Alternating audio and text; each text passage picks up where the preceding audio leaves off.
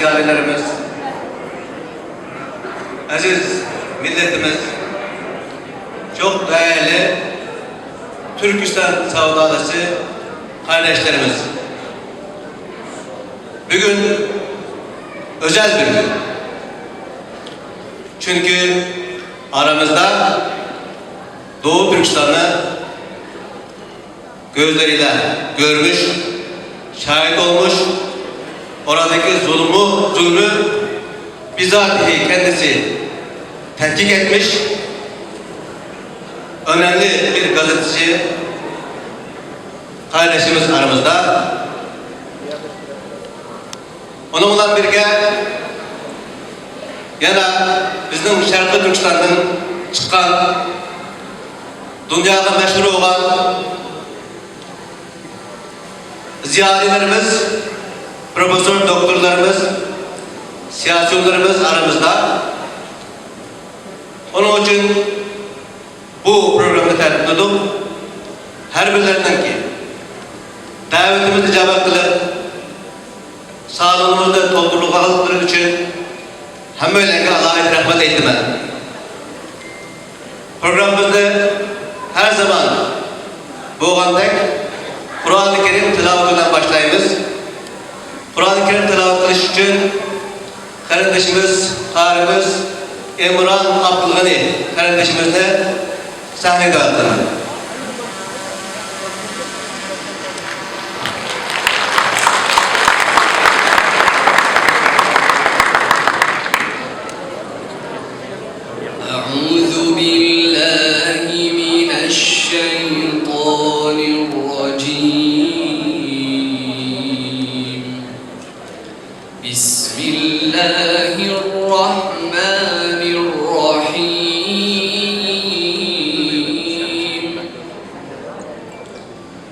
المال والبنون زينة الحياة الدنيا والباقيات الصالحات خير عند ربك ثوابا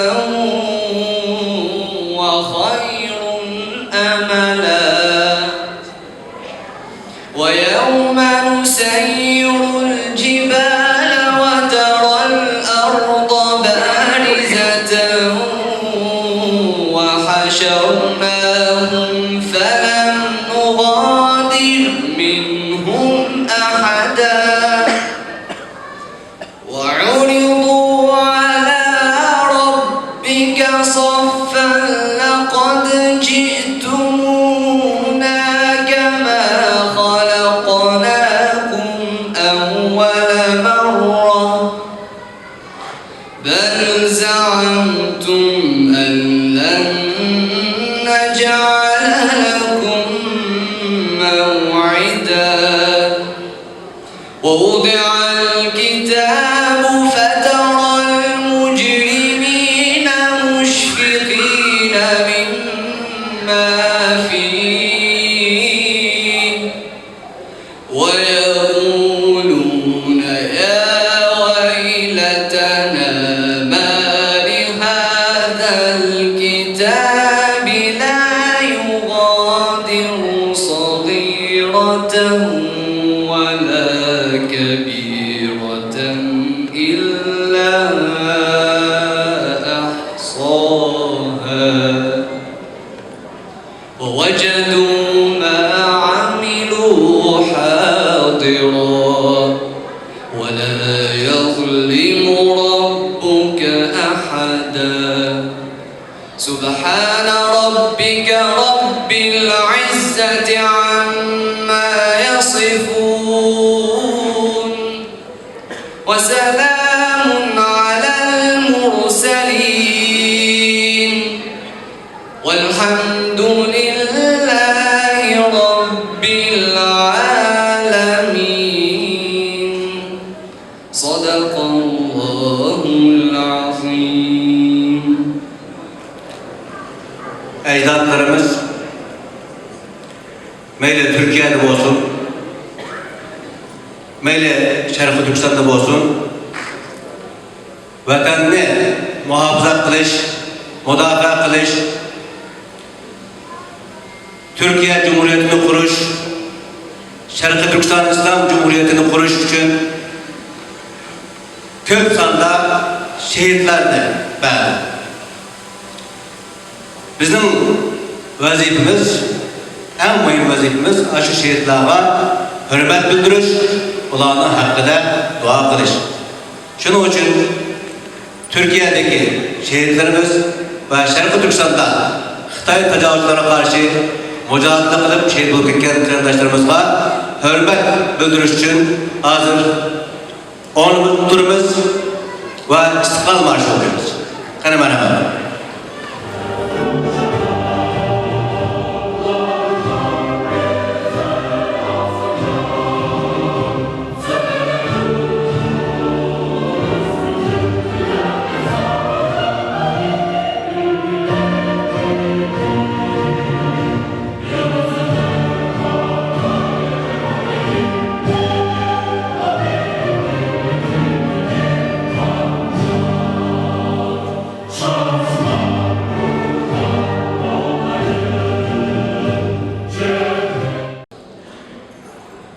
Gençliğime, bedeti amanlık kinoşi, Katarlık halkara çoğun teşkilatlar, devletler ara teşkilatlar, devletler ara liderler arasındaki ciddi siyasi kriz meselelerde Şarkı Türkistan meselesinin gün tertip olmalıklarını bunu görüyoruz. İslam dünyasının ki, Türk İslam dünyasının ama Şarkı Türkistan meselesi de pasif, mesuliyetsiz, cinayetçi bir şekilde duruyorlarını bunu mu görüyoruz? Bu mu bizden şirkimizden nakdir kılıyordu?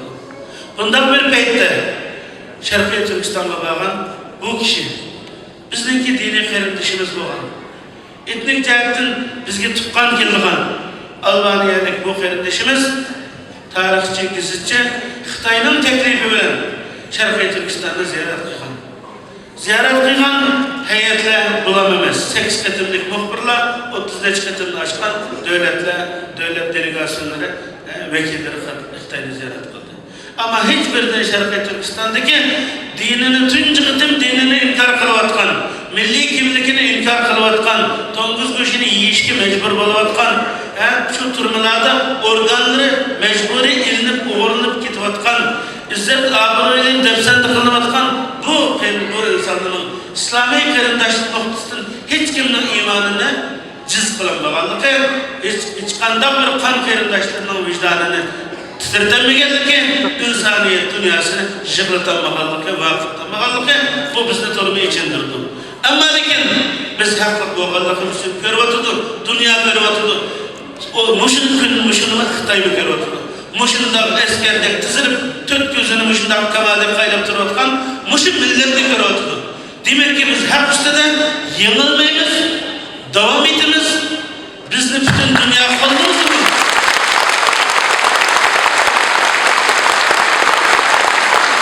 Bütün dünya bizim kaldığımız mı? Biz bu sevdanı taşlamayız. Hak davayımızı taşlamayız. Hakkımızı isteşle, hakkımızı yolda iliş arzu ümidimizi mi taşlamayız.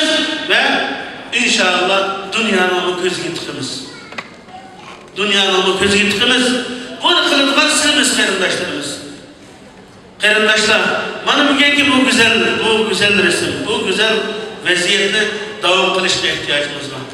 Şarkı Türkistan davasının şu davim şikayet edilen noktalarda gün tertip gelişi ve orunu ilişki için Şarkı Türkistan siyasi hareketinin intihar küçük kılışına ihtiyacı var karındaşlar.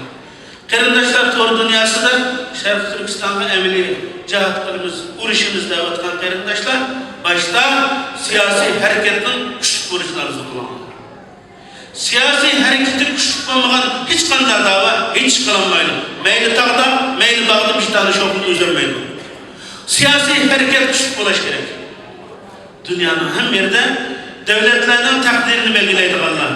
Meselelerini hal kılıdığın buzulğanlar siyasi orunlukta siyasi şirayeti belgilep. Siyasi şirayeti belgilep uruş çıkarıp uruş toplusu oturdu. Bunun için bizim Şarkı Türkistan halkı teşkilatlarımızı güçlendirişimiz gerek. Adamlarımızı yaxşı yetiştirişimiz gerek. iqtisadi egiligimizni kuchlantirishimiz kerak. Tashkilotlarimizni moddiy jihatdan, insoniy jihatdan, aql jihatdan va tajriba jihatdan hammadan buni bekishimiz kerak. Bunun işten işi geçirişimiz gerek. Teşkilatlarımız sarkınlaşkan çağda. Meyde Ankara'ya basın, meyde Ceneva'ya basın. Arkada müstahkem milletin keynini tutuğanlıkları eskiyen çağda. Teşkilatların içine yaşlı çoğunlarımız bir kadar meclisler, ayallar, ağaç çıkarsınlar. Hem meydanındaki sebep tuğanlıkını keynini his kılagan çağda. Teşkilatlarımızın içine yetişken yaşlarımızdaki kadem ilgilenip içine geçirgen çağda, teşkilat seviyemiz ilmi noktadan kuşlangan çağda, her sahada söz açalaydıgan, her meydanda oynayalaydıgan boğan çağda, bizden Şarkı Türkistan davasında hiç kim tutu olmaydı. Halıgan çağda Xitayga taş atalayımız, halıgan çağda medyada kapkıralayımız, halıgan çağda halkara sahnede Xitayda tayardımız. İnşallah bu tamamen mümkün. Aziz kardeşler, ben bu ustazınınki vaktini yapıp kaldım. Hem de oturuşumuz başladı inşallah.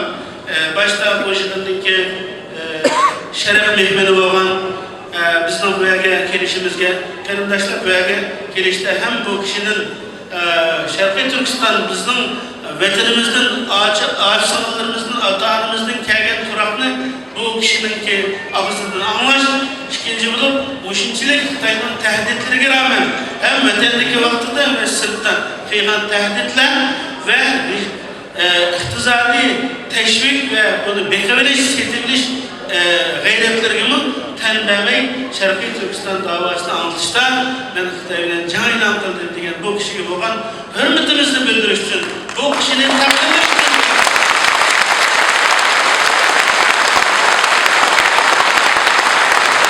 şunun için vaktini ısrar bulmasını inşallah tutulan sözde doktor Olsi Yazıcı Efendim'e tapşırmam da merhamet. Assalamu alaikum. Thanks for the word. You didn't say ni hao. Assalomu alaykum dedim deydi, lekin sizlar ni hao deb javob bermadimlar deb chaqchaq qilyotdi. Demak, vatan borgandan keyin assalomu alaykum desa, butun millatimizning ni hao deb javob berganligi, lekin mayada bizning va alaykum assalom deb javob berganligidan nima bor. Dear friends, my name is Orsi Yazıcı. I am from Albania, and my specialization is Islamic Reformation in Europe and the process of de-Islamization, the process of de-Islamization and de-Ottomanization of Europe.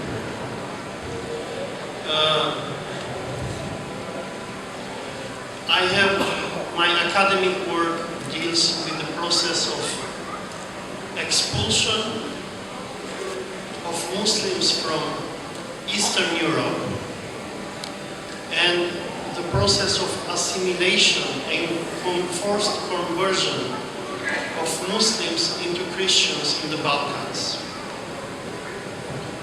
Nevertheless, I write time after time about the situation of Muslims in the Muslim world. I write about Palestine, about Syria, about Kosovo, and my research covers state propaganda, school and educational brainwashing, and I also cover issues that are related to geopolitical conflicts and manipulation of religion. Benim ismim Olsi Yazıcı, ben Albaniyadan bir muhbir. Benim tadqiq qildığım İslam inqilobi, dinsizlashtirish, Osman tarixini tadqiq qilaman. Bir akademik bo'lish sifati bilan musulmonlarning Yevropadan qo'g'lanishi, ularning eksploatatsiya qilinishi, musulmonlarning hozirgi ahvoli, Falastin, Suriya, Kosovo qatorliq joylardagi musulmonlarning ahvoli, ma'rif bilan qil yuyish, shundaqla rayonlar orasidagi yoki davlatlar orasidagi jug'rofiylik masalalar ustida tadqiq qilib borgan bir tadqiqotchi. The issue of Turkestan and Uyghurs has attracted my attention since many months. I have seen and read many articles about you. But since maybe like 8 years ago, the Western medias used the same kind of propaganda to radicalize many Muslims in Europe. I wanted to investigate what is really going on with you Muslims of China. For this reason, a few weeks ago, I contacted the Chinese embassy in Tirana, the capital of Albania.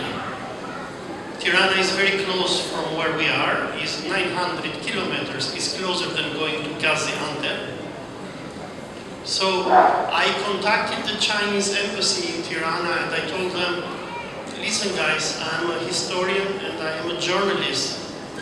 And I want to know what is happening with the Uyghur Muslims of China. Because I suspect the Americans are lying about you and there is something bigger hidden behind what we hear in the media. Our Chinese friends in Tirana liked me, and a few days later they came back to me and they told me, overseas Xinjiang Uyghur Autonomous Region is organizing a conference about titled Media Executives in the Road and Belt countries. And they told me, are you interested to join? And I told them, yes, I am. Men şu Türkistanlık Uygurlar için anca cık bilmektim deydim. Sizler için azırak narsani okudum, kördüm, lekin sizlerni cık düşünmeydim. Yani 7-8 yıl avval garip yani özünki yollar arqılı şu Müslümanlarni radikallaştırış elip berip Şuna aşkar memmo tehi Amerika'nı sizlerni kozdur kıp durup bundan xalqaraga yalgan aytıyotdamdiki degan niyat bilan şunun bilan şu Xitoydagi musulmonlarning ahvolini bilib beqish uchun bu Albaniyadagi ya'ni Tirana shahridagi Xitoy elchixonasiga berib men bir tarixchi, men bir jurnalist ya'ni Amerika'ni yalgan aytyotdi deb qarayman. Şunun uchun men asharki bir musulmonlarning ahvolini ko'rib baqsam degandan keyin meni yaxshi ko'rdi deydi. Meni yaxshi ko'rdi, shundan bir qancha haftadan keyin menga Xitoy elchixonasi bilan aloqalashib, mushu vataninglarga bir ziyorat umidini borganligi, ya'ni mushu bir yo'l bir banba loyihasini tushuntirganligini aytib, meni taklif qildi. So our Chinese friends sent us to Urumqi, the capital of East Turkestan, or Xinjiang, how the Chinese call it. And we were a group of 20 journalists coming from Turkey, Saudi Arabia, United Arab Emirates, Afghanistan, Pakistan, Bangladesh, India, etc. And the Chinese authorities, they sent us in a big hotel in Urumqi, where for the first 2 days they delivered us a number of lectures where the Chinese authorities were explaining to us the fight against terrorism and the economical development of the Xinjiang region. Bir yerde şu gözün gipini tercih etmek, çünkü bu gipide neutral halatda turbatıdı, yani Xitoy dosturum deb atabatıdı. Yani Xitay dostlarımız bizde deydi. Yani Şarkı Türkistan'ın merkezi bolgan Ürümçi'ge apadi. Biz okşamagan devletlerden 20 jurnalist Türkiye'den, Saudi Arabistan'dan, Afganistan'dan, Bengal'dan, Hindistan'dan, Arap Birleşik Halifelik katarlı bir kanca devletten 20 dek muhbir Badu bizden ait çok güzel mihmanxanaga uğurlaştırdı ve 2 gün bizge yığın açtı deydi. Yani bu yığının asaslık mezmunu yani Uygurlarını terörle karıştırıp yani ulanı besitiriş. İkincisi Muşa Şarkı Türkistan'daki iqtisadi ahvali ve terakkiyatını bizge düşündürdü. The Chinese authorities sent us to an exhibition of terrorism where they showed to us how the Uyghurs were terrorists and were killing Chinese people.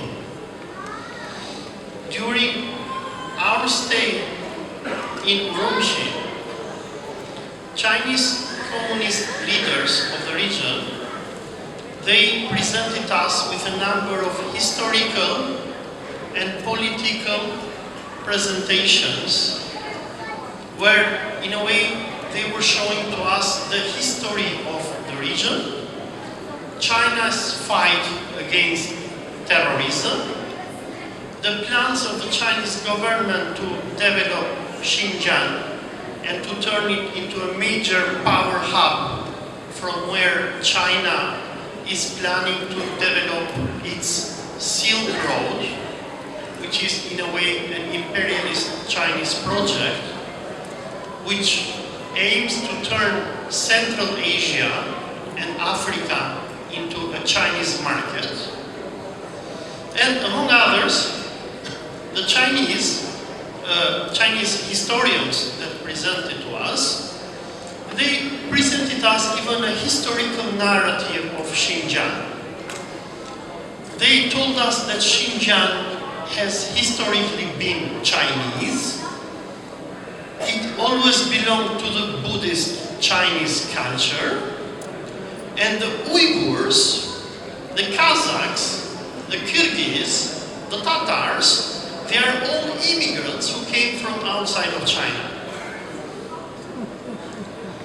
They also told us that Islam is a foreign religion in Xinjiang, which was brought forcefully by Karahanids and other Turkic kingdoms.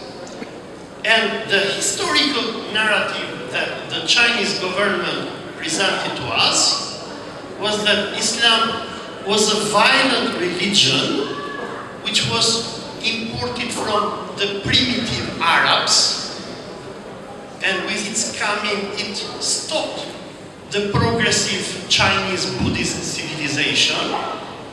And later on they were telling to us that the violent Turks fought against the Uyghurs and forcefully turned them into Islam.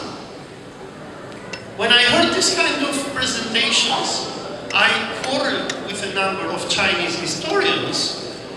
Number one, I told them, sir, the version of the history you are presenting is wrong, because here we have the Altai Mountains, where the Turkic people come from.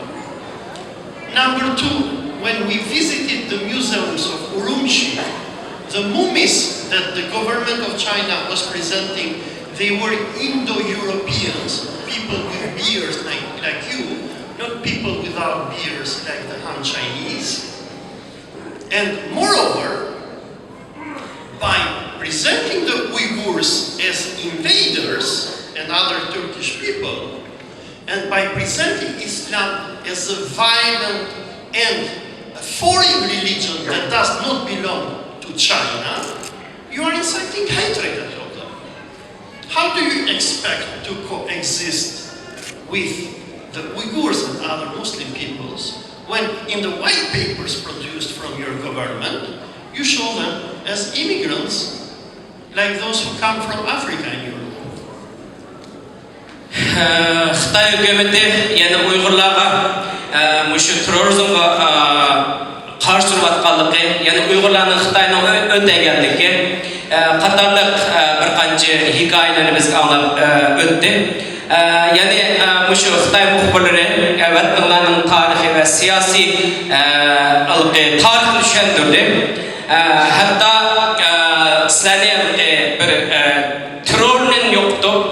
Şu atalmış Şinjan'ı terakki kıldırıp andın ki bulanın kozor bulgan İpek yolu. Yani bu İpek yolu ne?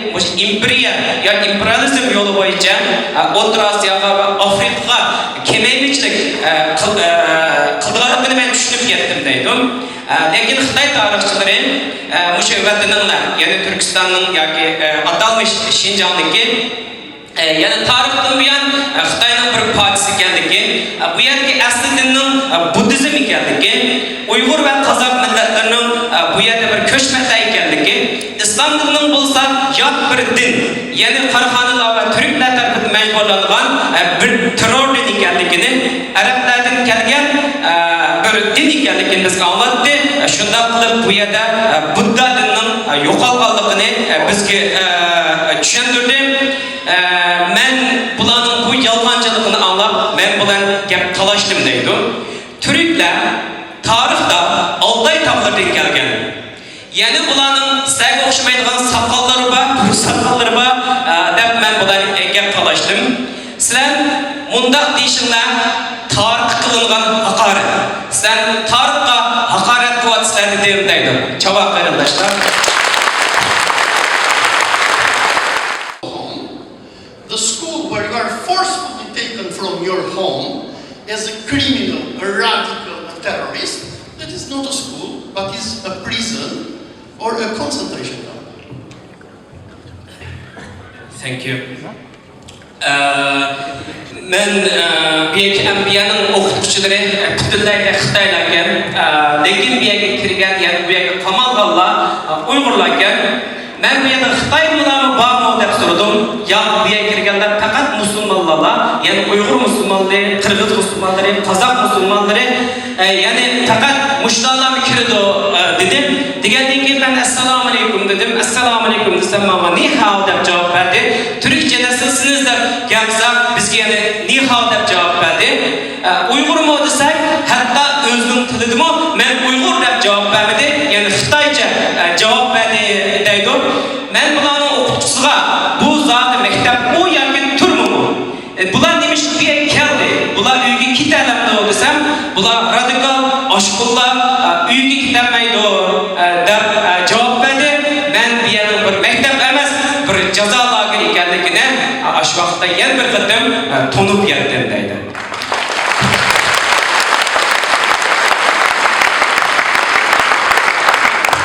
And then I started questioning some of these students of the so-called vocational schools, because the Chinese told us these are schools.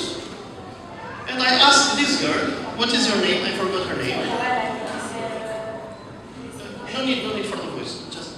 So I asked her, what is your name? She told me her name, maybe Fatima something. And I told her, why? Şu sen degandek qayta tarbiyalash markazi mi desam, shundoq dedi. Unda men bir savol so'rab qaydab, bir qizdan savol so'radim dedi. Ismini nima deb so'radim, lekin men ismini unutib qoldim. U muhim emas, lekin Fatima deb turaydi. Jinoyatni nima deb so'radim. Birisi yog'liq salganlikim, yana birisi Qur'on o'qiganlikim. Üçüncüsü apamni namoz qilganligi uchun, namoz qil deganligim uchun benim işe solu diye dedim. Allah işlemsem yok deydi o deydi. Nime işinsen annekin Allah işlemsen de soru değil. Yok dedim. Annekin Xitoy o'qituvchisi qarab, men to'g'ri dedim o deganda o'zining o'qituvchisiga qaradi deydi. Andan keyin sen nima ishlaysan desam, men Allah ishlayman, men fan texnikaga va Xitoy Kommunist partiyasiga ishlayman deb javob berdi deydi. I asked the other guy why you are here and what is your crime. His crime was that in 2012 he had beaten two other guys, and for this he was sent to jail. Sorudum deydi. Senin cinayetini ma'lum tursam, men 2013-yili ishki balni urib qo'yganligim uchun men 2 yil qamadim. Aniga biyaga chiqqandan keyin Allohga tavba qilib, mushu jamoat o'rinda namoz qilganligim uchun mushu lagerga yana qamab qo'ydi debdi. The interviews that we made. Yani men mushu Qashqa va Oqsu jarayonidagi mushu jazolarni yani ziyorat qilish jarayonida yani asosligi mushu insonlarniki nima uchun jinoyat qilganligini shuni aniqlashga pek tirishdim deydi. Birinchisi jannatga kirish uchun 5 vaqt namoz qilmoqchi bo'lganlar. Yana birisi Huzama Mahmudli ismli bir ayolniki halol yemeklik yeyish uchun uringanligi Xitoydan tuvan kapolat puli olmayman chunki Xitoyning puli deb olmaganligi uchun 2 yoshli qizidan ayirib qo'yib 2 yildan buyon Qashqa jazo lagerida ekanligi va onasini ko'rgil qo'ymaganligini bildirdi. Yana bu yerda 24 soat sizlar Xitoy so'zlashinglar kerak ekan. Dininglarni tashlashinglar kerak ekan. Uyg'ur kimliginglarni, Qozoq kimliginglarni, Qirg'iz kimliginglarni unutishinglar kerak ekan. Faqat fan texnikaga va Xitoy Kommunist partiyasiga ishonishinglar kerak ekan. Bu yer faqat jazo lageri bo'lmasdan ruhni, ideyani kontrol qiladigan bir jazo lageri ekan. Yani 1984-yili degan kitobnikida eng qo'rqinchli narsa bedenning yoki sening o'lib ketishingdan bo'lmasdan balki ruhitinglarning yani qalbinglarning kontrol qilishi deb yozgan. Shunashqa bu yerda sening jisminglarni emas, sening ruhitinglarni, sening qalbinglarni kontrol qilib, kallanglarni yuvib tashlamoqchi bo'lib turibdi. Men dunyoda bunda vahimlik, bunda dehshatli bir davlatni ko'rib boqmagan deydi.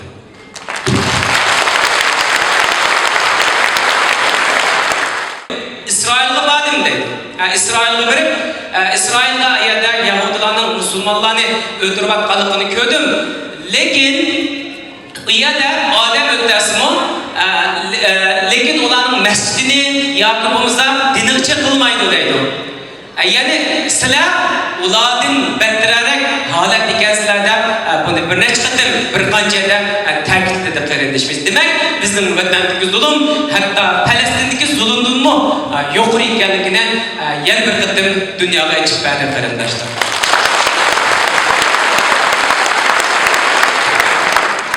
Qarindishimizga rahmat aytamiz. Aslida taxmin jiq gaplari bo'lishi mumkin. Jiq hissiyatlar bo'lishi mumkin. Ammo lekin vaqtimiz qisqa bo'lganligi uchun aziz qarindoshlar, hozir oramizda shu Sharqiy Turkiston muhojirat dunyosining eng chong diniy ulamolari, eng chong ziyolilari bir yerda turibdi. Bugun aslida qimmatli bir kun kechilab o'tirib, hammalardan foydalansak, bo'g'dak aytib baxtli bir paytlarda turibmiz. Bu bir haqiqatan ham millatning bütün gullarni, chechaklarni bir bog'chada to'plagan bir manzar. İnşallah bu manzar ham qalbimizga, ruhimizga ishlaydi. Taxmi yaxshi bir natijalar taqatganda yaxshi bir kayfiyat bilan qo'yadiganligimizni ishonaman. Ham Xitoyning bu shu manzardan dars olganligini inshaalloh buni ko'rib oladi. Aziz qarindoshlar, aramizda doktor Erkin Ekrem efendim var, Ömer Kanat efendim var, Profesör Doktor Erkin Sıdık efendim, Roşen Nefes Hanım, bunlar hem ziyali alimlerimiz hem siyasi kişiler aramızda turuptu. Bunlar mı kam vakit belgim var, lakin vakit münasebetlerine herhalde özlerimi sormamız yapmayısam bunların okşaydı. Vakit bekletmezsem biraz edepsizlik olup kalmasın. Ben sözde Erkin Ekrem efendim gibi bir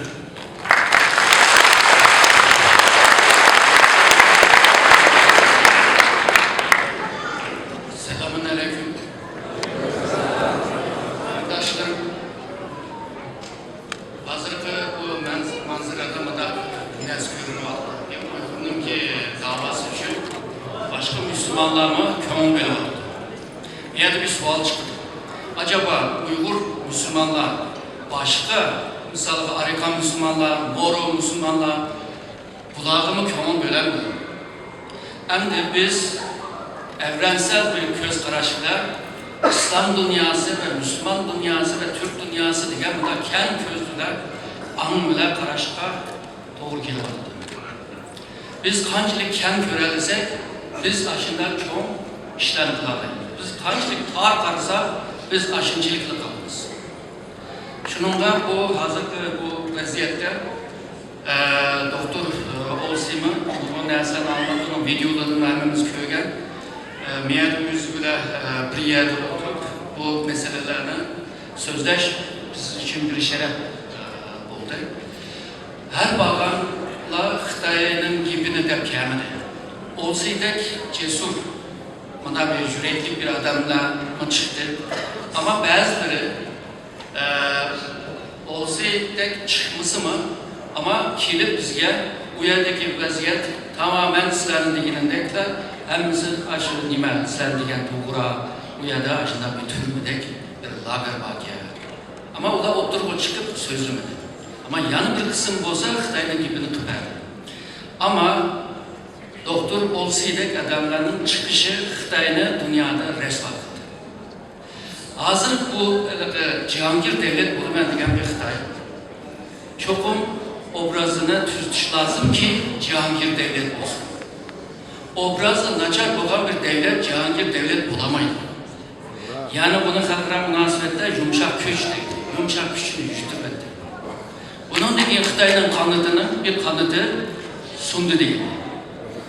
Doktor Olsi'deki adamların köpeyişi ve şundaklar halkaradaki jurnalistler, tədqiqatçılar ve kalan sahadaki adamlar eğer de Uygur meselesinin başında oturup çıkıp ve Xitay'ın başına tanık kılgan olsa, ondakta bizimki işimiz tehime asanlaşır.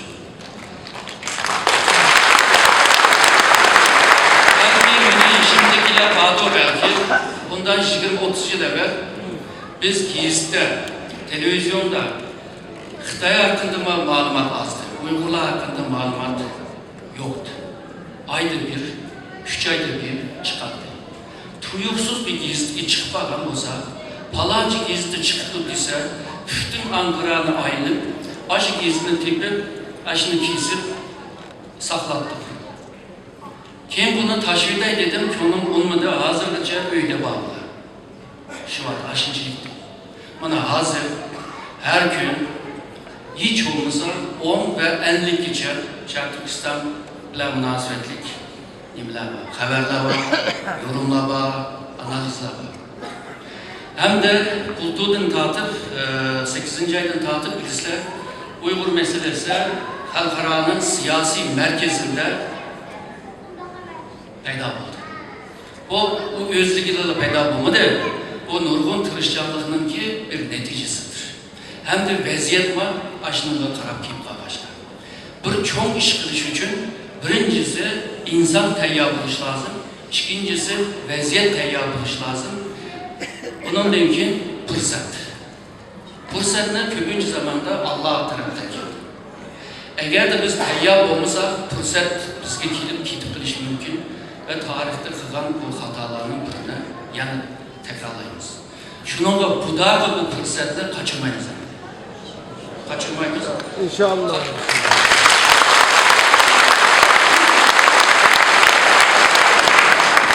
Halkarada birisle yükselgen bir Xitay var.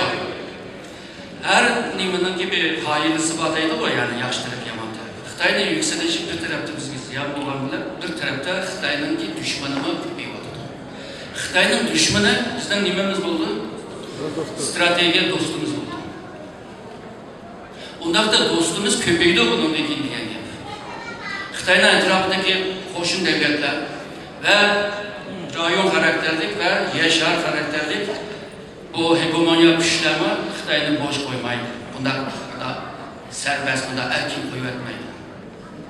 Sözde erkin koyulan de kıldı ama nurgun oyunla oynaşka başlaydı. Bu siyasi, iktisadi, her safhada oldu. Hem de bizge kelgen nemu degende, yani biz kılgan işler nemu degende biz birinci kıtım bu Şarkı Türkistan davasının dünyanın ki siyasi merkezli birinci kıtım kim kaldı. Ve yaman tızlıkla kim kaldı. Hem de biz 20-30 yıl bu işin içinde olanı ki hiç kemigen kim fazla duygusuz geldi de his kılımız değil mi? O bir cereyanın ki bir neticesi. Bunda bir çoğun işini kılış için biz çoğun oluş lazım. Yani bizim seviyemiz yetiş lazım. Aşağı çoğun işini kılış için.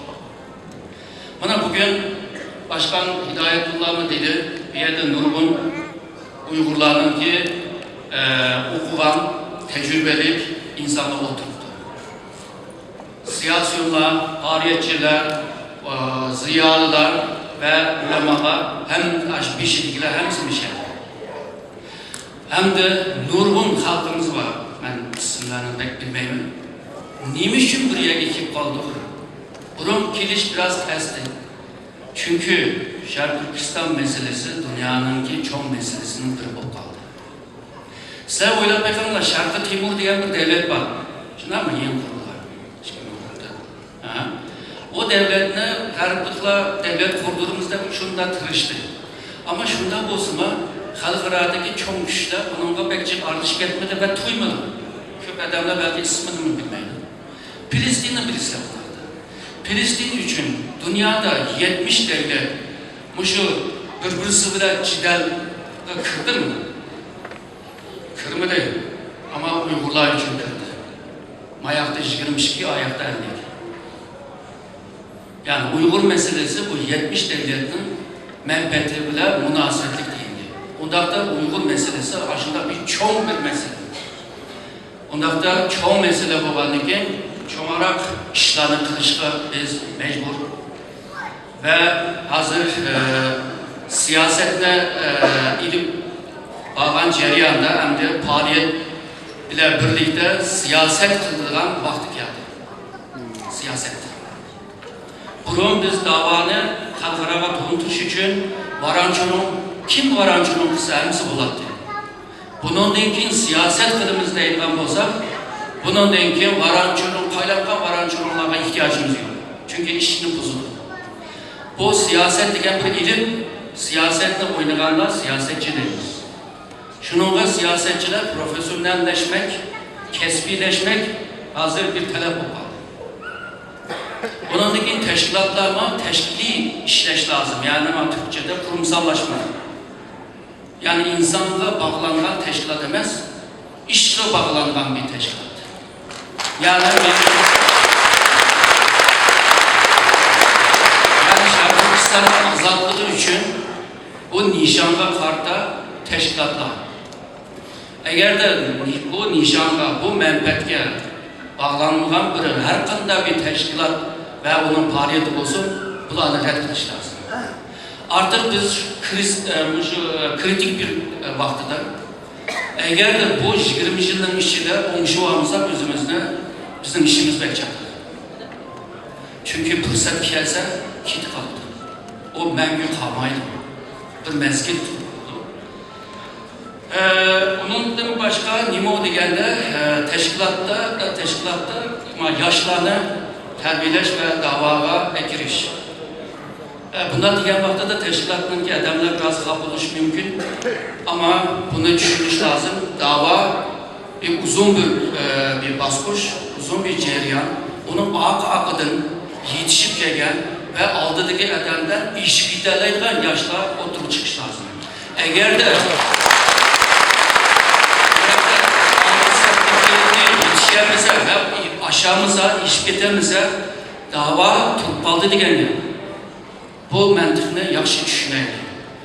Ve dava degen vaqtida shaxsiy manfaatni bir tarafga qoyib qo'yish degan gap.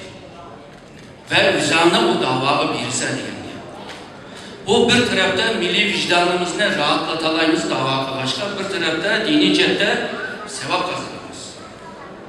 Normalda bir adam o'zining ibodatini qilib, o'ziga sevap qozondi, ama biz 20 milyon Müslüman için hizmet qilishga onun sevabı başqacha.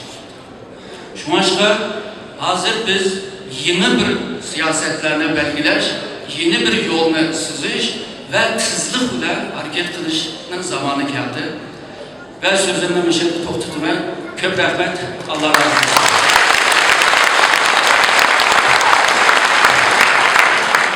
Uygur Tedkikat Enstitüsü Reisi Doktor Erkin Ekrem'e rahmet etiniz.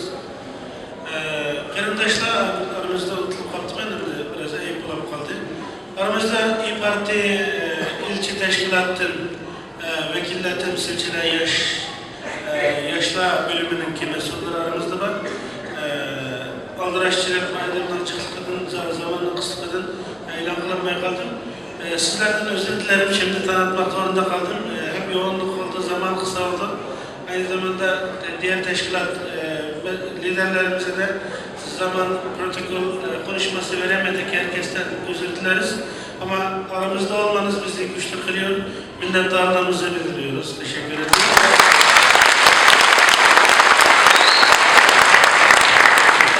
Profesör Doktor Erkin Sıdık Efendim'e söz veriyorum.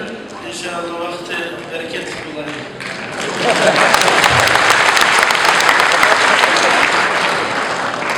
Assalamu alaikum. Ben 1983 yıldan keyin Muşinchi olan bunchalik ko'p qarindoshlar bilan bir so'rinda o'tirib olmoqda ekanman. Bugun nihoyatda hayajonlandim.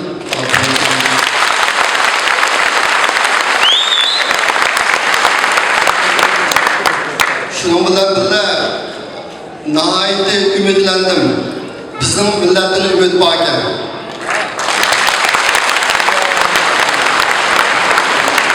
Meniki tayyorlagan layihani tafsili bir dokladim bor. Bu Uyg'urlar duch kelgan hozirgi masala nimishqa yutmoqda hozirgi bir taqdirga duch keldik. Qanday taqdirga duch keldik, nimishga duch keldik, buniki qanday qilishimiz kerak degan. Bununla kam deganda 1,5 soatdan 2 soatgacha vaqt ketadi. Mağam da vaqt yok, şuna qisqa vaqt. Şuna ben faqat 2 varaq bilan to'xtab bitay. Bundan burun sizlarga arash aktivnishni so'zlab qo'ymoqchi. Manlarning xabarida bor, yaqinda men o'zim video ishlab taqdim. O'tgan yil 7-oyda Qashqardagi bir 20 yoshlik bir kichik inimiz men bilan aloqalashdi. Torda tamlimatlar aloqalashdi. O inimiz aldılan Gollandiyadagi qachon fidoyin deb ekan. Menda muhim uchur bor edi. Zamonda men sizga demayman, arkasida deydi. Arkasida umrimda shunga o'tirib shunga men bilan tanishib oldim. Men bolalar ko'rib qolib, birinchi qatam degan gap bu-ku. Sizlar vaqtlashingiz xatarlik. Menda pek uchur ko'p, tanishimdan chiqib turmayman davomliq. Agar pek muhim uchurimiz bo'lmasa, mashq qilmasa sizin canınız xatar astida bo'lsa, erkin mayli. Men o'liman, qachon olmayman, bir yashandim. Adalagi kuni davolaydim shu dedi. Biz 20 soatlik Microsoft Messenger'da paranlaştık. Buniki bizim chiqqan gapimizning hammasi kopiyasi bor menda. Buni men muxbirlarga oldirib berdim. Bu inimiz endi bu yerda men shug'ulim ashtat jinni shunday xatar ichida bo'lsinmi, Qashqarda turib men bilan aloqalashib bir qism uchurlarni berdi. Bunun ichidagi men bundan aloqa bo'lgan bir uchur lagerdagi xonim qizlarning hammasiga Thomas doğrusu içirverdi dedi. Thomas doğrusu içirverdi. Şundan ayarlar adet görüştüler, müddet toh dedi degen bir uçur oldu. Ben o uçurun şu anda düzülamken halkaralı insan hakları ateşlerle yollamışlar kıldım. Bu yıl 3. ayda o ilimizken 11. ayda bir alaklaştık hemen kömel kaptım ama ne gibi hak geldi. Bu yıl 3. ayda yağmur inimiz iş gördüm alaklaştı ben bilen. Alaklaşıp İşimiz bağlı videoluk kıralasak da şu an dedi. Diğer ki de kadar ben video açıp sözledim bu oyunumuzda ama bu oyunumuzu ben köymedim. Köymedim bu oyunumuzda erkek mesleği köyden ben oldu. Ben razı, ben ülkesem razı da şu an dedi. Diğer ki bu kamdim oldu. Demiş buna da esnaf. Yüreklerim kanun getirdi Allah. Demiş buna da esnaf ben şükür ülkede şükürden sözü oldu ben hazır. Biz ne ayda vardı bir yerden.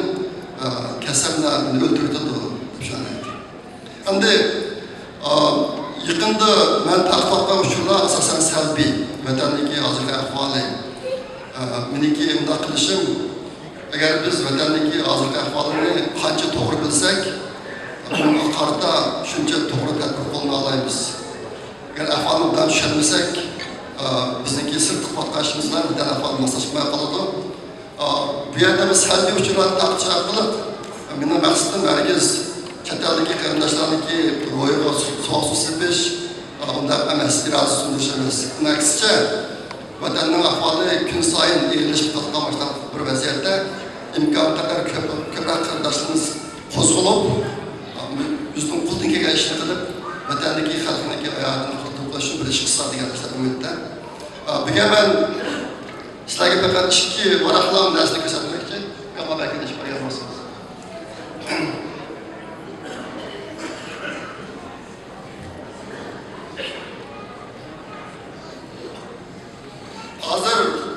Hazır Xitoyda Uyg'urlarning bundan 4 sohada qirib tugatmoqchi bo'ldim. Buni birisi assimilyatsiya. Buni hammalarning yaxshi bilasizlar, to'xtashning hojati yo'q. Ikkinchisi ro'yi va jismoniy meyplash. Bu nima desalar, lagerdan chiqqan qarindoshlarningki hammasining o'rtaq chet elliklarga degan ahvoli, birisi ular urqulgan, yana birisi dori ichilgan. Andikin ikki jihatdan eg'ir zaxmlangan. 5-chi ayning oxiri Urumchidagi bir lagerdan 4 dongli Uyg'ur xonimlarni qo'yayotgan.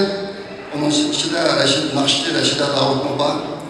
Rashida Davud chiqqandan keyin ro'y kasalib qoldi, sarg'ayib qoldi. Yana bir xonim o'tib ketdi.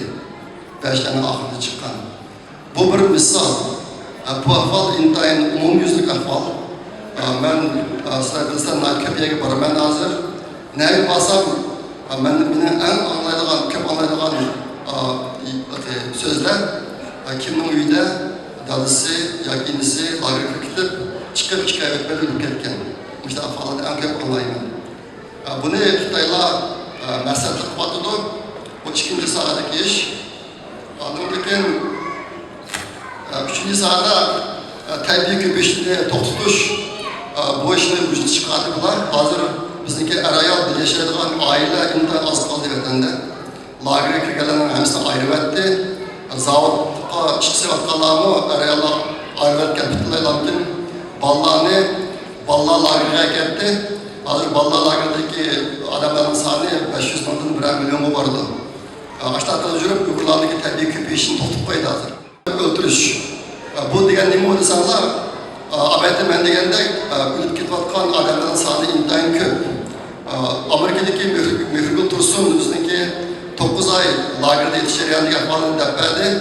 En ahırda yatkan, lager 3 ay yatkan, bununda 64 adam varken 3 ayın içinde Türkiye adam 9. Eğer bu iş boyunca nispet çıkarsanlar, lagerdeki adamların sani 1 milyon desek, her 3 ayda 134 bin adam gidiyor. Her 3 ayda. Yoki har bir oyda 45 ming odam ketdi degan gap 1 million bo'lsa.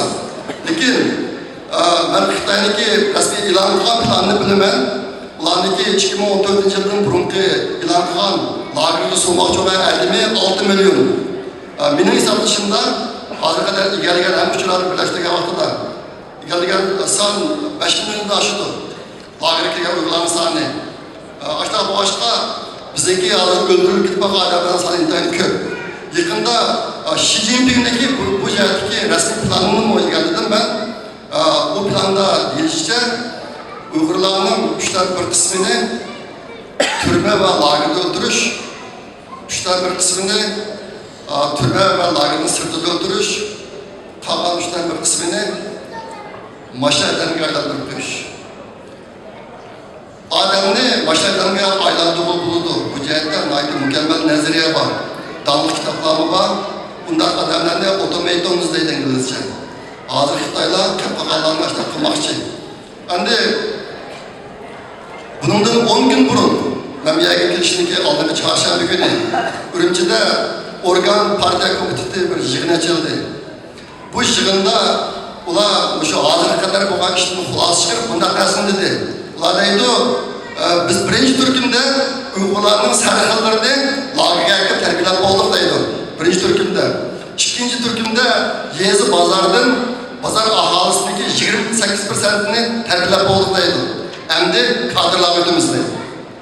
Endi kadrlar ödümüz. Ben bu hafta bundan kalıp burunlam bir uçuyla gelgen Xitay'daki planların içindeki bir plan 3 adamni yeteklerden Uygurlarning hepsini öldürüldüş. 3 adamni yeteklep ağlayan adamların hepsini öldürüldüş. Bu Şincinin planı. Şuna hazır Ürümçi vilayet ve nayiniki şehirlerde tutulmayı tuvatkan Uygurlar hili var. Xitay'da bundan paylanmatıdı. Meniki pek ensireylerinin şuların nöbet yaptığı. Ama yakınki Xitay'ın oturulan planı da uların nöbet yaptı. Az ben bu gap anladım. Anlakin 9 ayındaki birinci günden başlap bulayını 45 günlük katlık zerbe biriş hareketin başladı bulan. Bunu katlık zerbe biriş ataptı. Bunlar da burun kağaçları nemege okumadum ben. Yeni katlık zerbe birişini başlattı.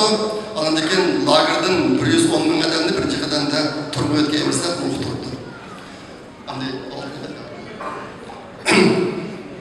Altıncı belki. Yakında yarışkan uçurlar diyen. Meyerde yine yakında yarışkan uçurlar var. Bunu ben tızlam depet kitay haber kılımlar. Yenilik dediğinin bunu değiştirdiğindeki maksat eğer biz burun biraz tırışkan olsak bunun da hiç kez tırışmasak olmaydı. Tırışmasak bizim ahvalimiz nacarlık kırak gidiyordu. Xitay'ındaki Uygurlar bırakan siyasetinde hiç kadar yaşlı boğunu yok. Yakında lançmıcı adamlarını kıymetli bulan bir kısım adamlarga vize verdi ve tengi bardağınga yani bir kısım adamlar vatandan çıkıp atıdı. Lakin bu san intayın az. Fakat Kırgıran'ın küzünü yaşçılık bakkan işler bulan. Ötken yılın ahiri Xitay vatanda bir akşam balalarını öldürüş hareketini edilip vardı. Sani kancak bilmeymen. Abeyde ben degende hazır balalar lagerda ki balalarındaki sani 500 binden 1 milyon vardı. Bir akşam ular şu balalarındaki bir kısmını Abduzlar'a besip köydürüş meydanı apırıp sütke okşaş bir nesini birip belgende şu yerden yıkıldı iken bir akşam balalarını köydeydi bunu. Bana bu çocuk geldi. Mağabı mağabetin degen obçe ve tarkak öldürüş degen ki birismiş şu. Anladığındaki gençlik ötken Uygurlarını bu da 3 basışka, üst basışka yötken, birinci basışı poyizda, kendisi oğandaki bulanı dersi itligen Abdüsselah'ı sedip, ikinci basışka yapırıp, üçüncü basışka oğancağda herbi maçlarını sedip, gebrek yapırıp, 50'tin adam babaya yapırıp, hemisi etip öldürmedi. Bu uçuramı yukarı derecelik yerdeki yapıştırdı.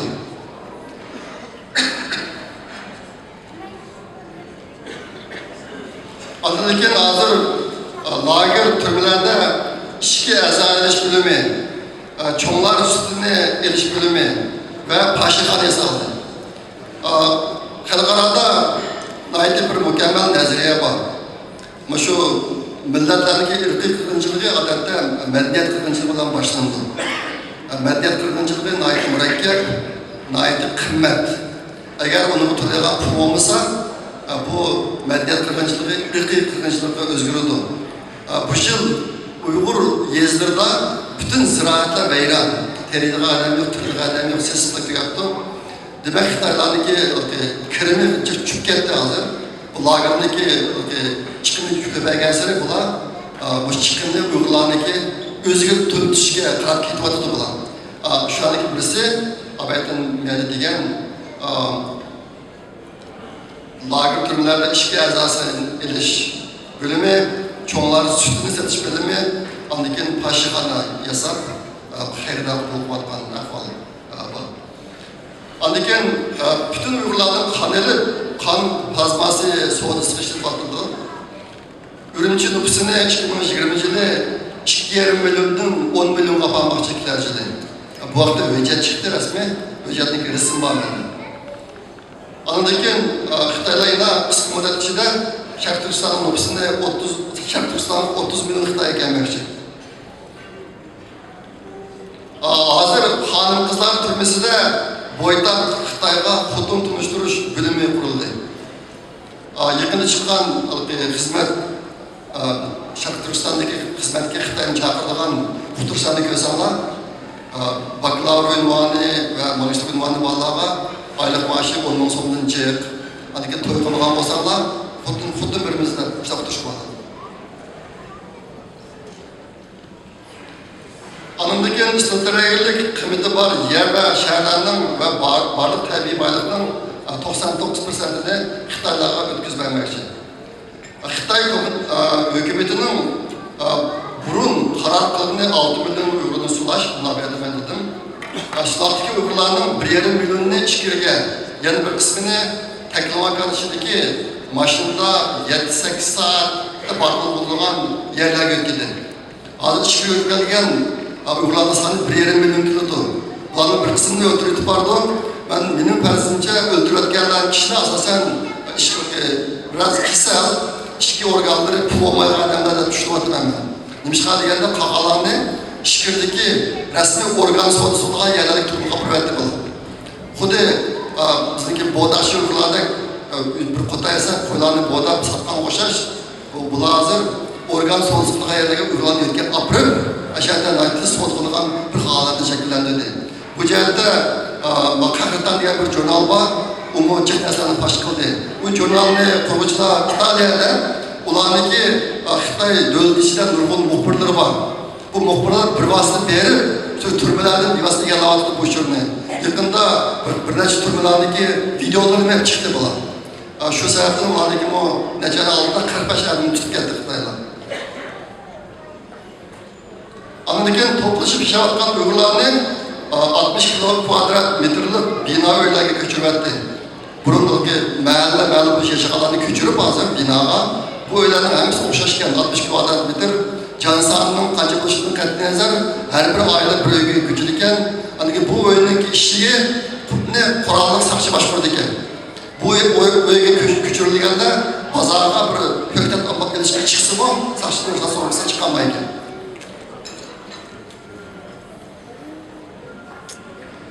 Anandikin hazır Uygurlar üçün nakbul kaşlaş bütünle emelden kaldı. Setveliş kartı diye bir kartı akıtılıp bütün Uygurlar'a balla bir ice cream şu kartı alınan oldu hazır. Şuna işkim bankasının kaçıp pulu okumayı geldi. Anandikin bana yine 10 gün aldı ki uçurda Xitayla Uygurlar'ın malsızlaştırış taraf menepti. Bu malsızlaştırış bu Xitaylar'daki 2300 yılının altında icat kılan adem başkanı taktiklerindeki birisi bu. Yani Uygurlar'daki birisinin altında üyini, beğeni, yerini evalişte başlatırken kollap aldıkken, ocakta kollap yaptıkken biz bu yerlerini biz mevdasılık pulsun birimizden. Lakin bu yakınki birisinin içinde bununki pulsu gelişken hiç kadar Uygur yok. Hem de az uç kaşkara şöylerini hemen de takip edip onundan kim Uygurlardaki bankadaki pullarının hemsini takip aldıklarını karar çıkacaktı. Yakında kavramlarda var, bizdeki dair bay kişilerimizden de birisindeki nece 600 milyon dolar mı pulunu sadakadığını anladık yakında. Bu iş hem Uygurların bir şekildeyken. Kıskısı, keçirmeler ben size hoş var ya düzenledim. Mamı kivattan haberler başında. Hazır bu haberini bir kısmını ben Xitaylar'ın yüzüme ağzında yapmadım ben. Bir kısmını maşallah oturup çıkıp başka yere çıkılanmayan bir kısım kırındaşlar yüzündeki yolları arkalıp tepip mamı bayatladılar. Bunların hepsi vatandakilerindeki mamı kalan havaları benimki bunların sakın tutuş mecburiyetim var. Şunu etkizlattı ben haber dediğimde bunu anlamamızda hepimiz burunqadan bir esse çıkese beklettirirsek. Bundan başka bizdeki en çok ümit şu. Haberden Erkin Ekrem kardeşimizin devletti başkalarının devam ediyor. Bizge baş bir kaç yıl içinde bir fırsat kıldı Uygurlar'a. Demişler sana hazır Uygurların işi halkara münasebet kanuni boyunca menfaatı sürekli pek hasta. Aslı boğal için bizge boğal ziyaret çok git vardı. Lakin bir günse halkara cemaat bir sırada oturup Uygurların meselesini kandak bitirdiğimiz diye bir gün geldi bizge. Baş bir kaç yıl içinde. Başta gün gelgen çağda bizge bir çok fırsat var. Hazır mühim bir mesele başta bir fırsat gelgende onu biz qandaq paydalanamiz degan narsa bor. Shuning uchun shu darajaga kelgunchilik biz hammamiz qo'limizdan kelgan hamisha ishimiz kerak. Va men bir ikki isqillar uchmaslarga tuzildik. Yaqinda bizning bir qism qarindoshlarimiz bir xalqaro fondi jamiyatidan ozroq pul oldi. O pulniki bir qismi shu turma lagerlariga qurboni bo'lgan kishilarni sinab chiqish. Buni chet el hukumatlari bileti Yevropa Birligi qatorida yana yo'llamoqchi buni. Hozir buni narsasini aytmayotdim. Ashta bu boshqa texi bizlar ma'lum qilmagan uylarni zankash uchun alamlar uchun bo'lsa, shular yetkazinglar. Buni patlarda analizlar bilan mas'ul odamlarni bizniki Norvegiyadan baxtlarlar elimizning birisi Turkiyadan qurmoqchi bu. Buni qilmoqchi. Ikkinchisi aş o'xshash yerdan kelgan bir qism pul Turkiyada bolalar kichik bo'lishi sababidan xizmat qilish imkoniyati yo'q onalarni bolalarini beradigan yesil qurmoqchi. Ashta ish bo'lgan joyda bolalarni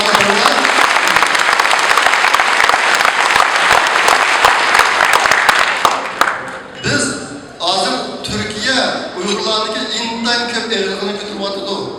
Bunda işlerindeki ben bu davranışını ümit kılamayman, Allah'tan tilayman. Lekin en yaxşısı eğer biz yüzümüzü bakalsak başta bir adeti şekillendirişimiz gerek. Bu cihette Türkiye'deki arkadaşlar en zor tecrübelerini gösteriyorlar.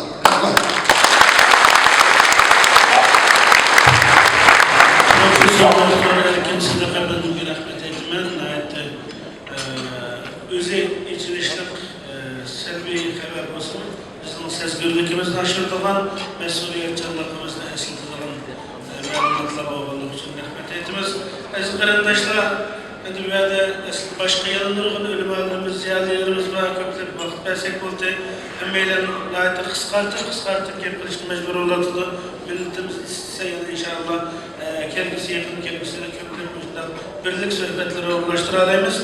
Aziz qarindaşlar, fakat ben başka ziyaretlerimizle, çoğunlarımızla söz veriştim burun. Bir nasıl iltimas kılayım. Necik'in başvurgucumuzla okşaşlı bir vakıfta bir teşkilat mesulü. Qarindaşlar hazır teşkilatla içinde intayın yaxşı bir ilgilileşler bulup oturdu. Biz teşkilatlar arasında %100 hemen aslında bir de olmaydı. Ama köpçülük kendi noktasının umumizlik bir yaxşı vaziyet şeklinde oturdu. Şundak bir yekiler edilen görüşerleydiğinden şükür oldu. Telefonda bütün dünyadaki teşkilat rehberleri telefonda jığın ulaştırdık, görüştük. Bundan keyin inşallah halkara sahnede bizga mo'yin bo'g'ini shu yerda doktor Erkin Ekrem ve profesör Erkin Sınıf Efendiler degandek, yani bizning teşkilatçılık kabiliyetimizni o'stirish, xalqaro bizning davani xalqaro merkezlerge tuştan teşkili gücümüz kendimizde xalq bo'lgan ixtisoslaşgan uzmanlaşgan ixtisoslaşgan kishilarning ko'p içi kirgan hamkorlashgan siyosiy davanın taraqqiyotida ehtiyojimiz var. Hem İslam dünyası, Arap dünyası, bütün insanlıkның diplomasi merkezlerinde BDT ve başka muhim yerlerde Şarkı Türkistan davasını biz kutken noktalık geliştiriyor. Bizdeki bugünkü bu şekilde ilgilenişimiz, ihtiyacımız var. Adaki Allah rızası ötündüğümüz.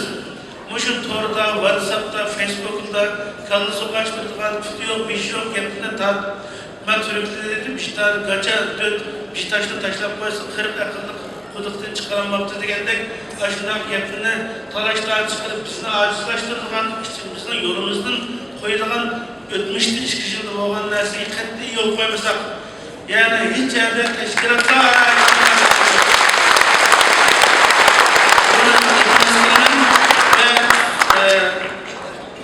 Roşen Abbas Hanım'a söz vermeden önce aramızda özür dilerim misafirlerimiz bana bilgiler geç ulaştığı için sizlere hoş geldiniz diyemedik.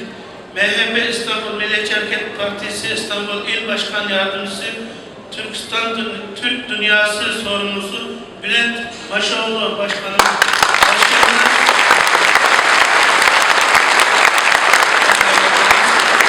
Aynı zamanda Elçi Bey Vakfı Başkanı Agil Samet Beyli Başkanımız. İşleri Derneği Başkanı Rafet Kurutürk.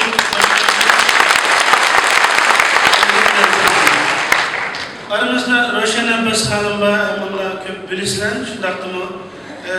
Roşen Abbas Hanım hem siyasette hem diplomasi, lobiyçilik, hem okşaşlar bir vakitte bizdeki bu ötmüşte Göntaramada yıllarca yatkan kayındaşlarımızın kurtuluşu da hiç gündüz digidek ciddi teröristlerlikleri göğüste kutkuzuşta rol alan Roşen Abbas Hanım'ın sözü teklif ediyorum.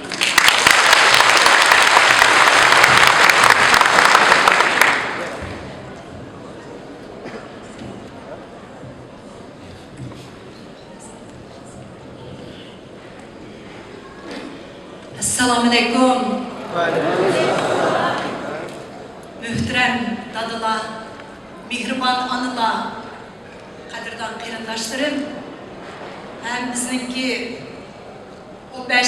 Mart günü bütün dünyanı ay yıldızlık kök bayrak bilen boyugan bir avaz bir kadem erketimizin kahraman cancıları. Hem bunlarga çok hürmetle salam yollayman.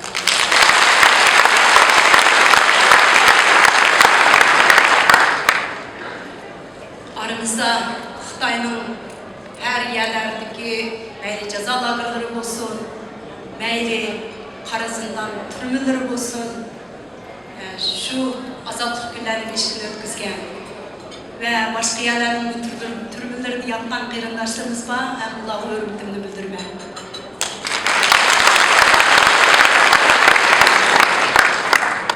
Bugün Xitay hakimiyeti Şarkı Türkistan'da Uygur diyen milletini tamamen kırıp tüketiş, yoki assimilasiya kılıp yok düşüşün misalı tepilmaydigan rezil vasıflarını kullanıvadı. Yeslidin Ali mekteplerge Uygurlarını kalısını jüyüvatıdı, kıyındaşlarımızını ceza binavadı. Yani ya Xitay bulup bizdek yaşaysa, yoki bulmasa Uygur bulup ülse. Uygurluk iftiharını ruhimizde yaşatış, Uygur milletinin her zaman bizim perzentlerimizin, bizim kelbisimizin, dinimizin ve müstakil Şarkı Türkistan kuruşumuzun asası bizim Uygurluğumuz, kimlikimiz, medeniyetimiz. Bizim milli kimlikimiz, düşmanımızın kançılık bir aram kılan olsa, bizim dinli kimlikimiz mi? Yani şundan eslep bir aram kılmakta.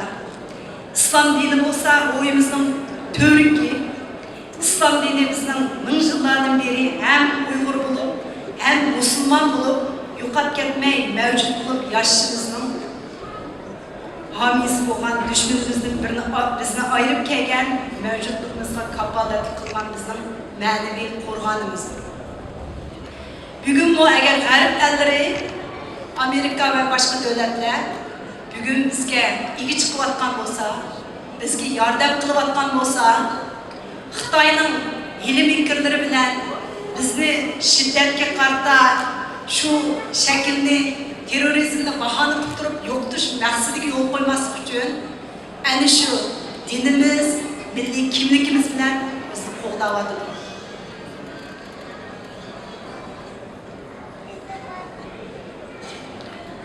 Uygurluk düşmenge karşı betlengen bir kural olsa, bizim dinimiz, tilimiz, tarihimiz, edebiyatımız, medeniyetimiz şu kuralın tutmaz oku bulamadı.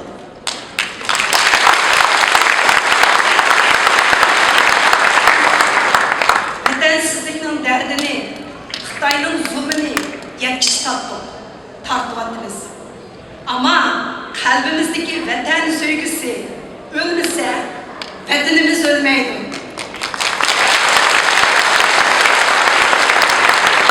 Tümürümüzdeki Uygur ruhimiz, ecdatlarımızın imparatorluklarını kurgan aşı ruhları ölmese, çok müstakil devletimiz bulurdu.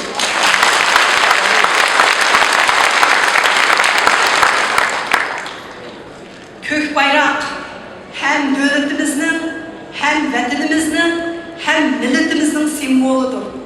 Hürlükümüzün ve ve müstakilliğimizin simvoludur.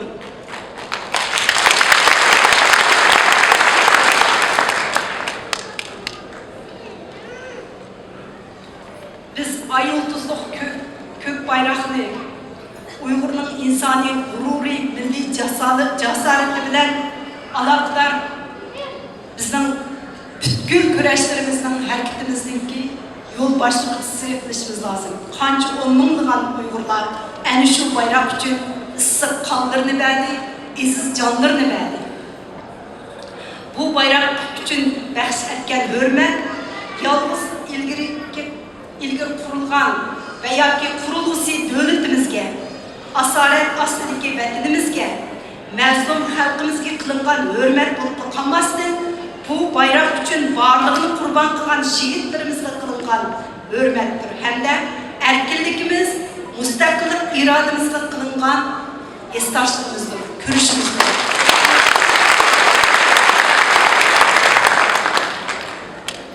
Bayrak o bir müstakil devletinin, erkin bir vatanın, hür bir milletinin simvoludur.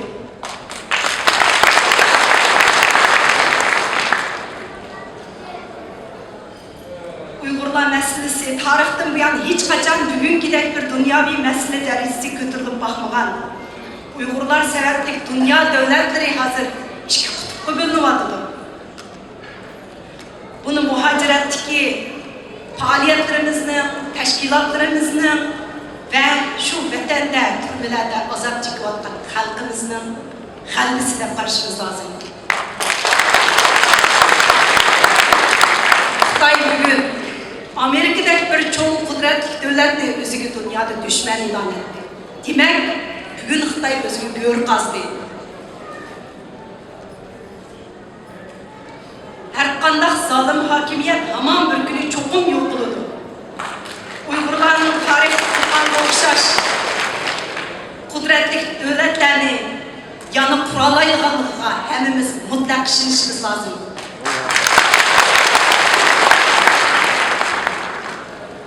Cenab-ı Allah muhaciretteki varlık Uygurlarını asaret aslındaki vatanımızın davagarlarına aylandırışka, halkımızga Xitayga karşı umumi yüzlük karşılık engini payda kılıp şu cemde birlikte küreş kılışka nasip eylesin ya Rabbi.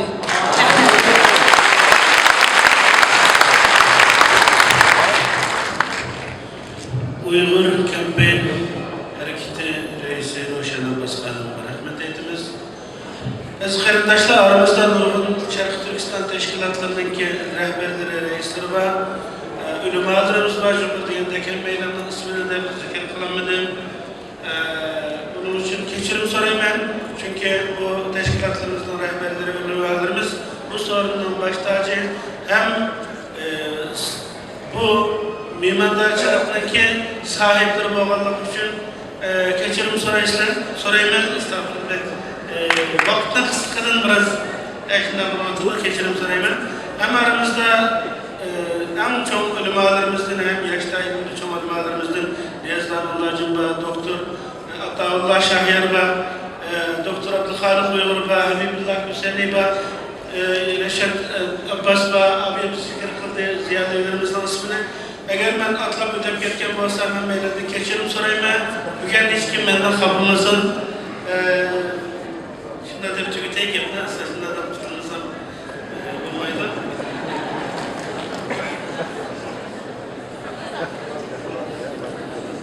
Ahırda o vakti kimden o şekilde bakılışı mümkün. Dünya Kurultayı İcraya Reisi Ömer Kanat Efendi'ye söylüyorum.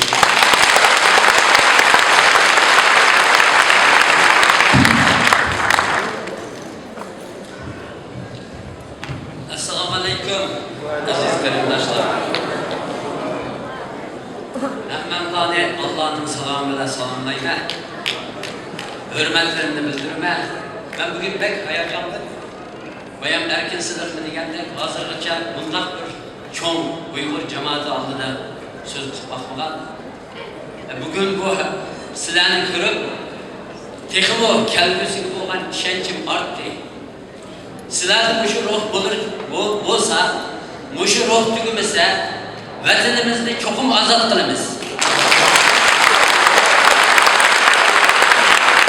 Xitoyning jazo lagerlari bizni tugatanmaydi qarindoshlar. Jazo lagerlari chiqqan chog'da texnik milliy ruhi kuchlangan, diniy iymoni kuchlangan insonlar bo'lib chiqdi. Shuning uchun men çok bununla qat'iy ishini va shundoq chiqadiganligiga hammasi intiqom hissi bilan chiqadi. Shuni qo'rqib chiqaman.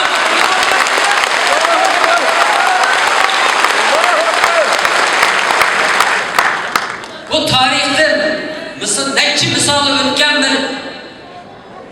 bir jarayon, hozir o'tayotgan bir jarayon. O'tganda Amerikada bir professor Xitoylarni shunday ogohlantirish bergan. Sizler bundan Uygurlarni tugatanmaysizlar. Tilini yo'qib Uygurlarni tugatanmaysizlar.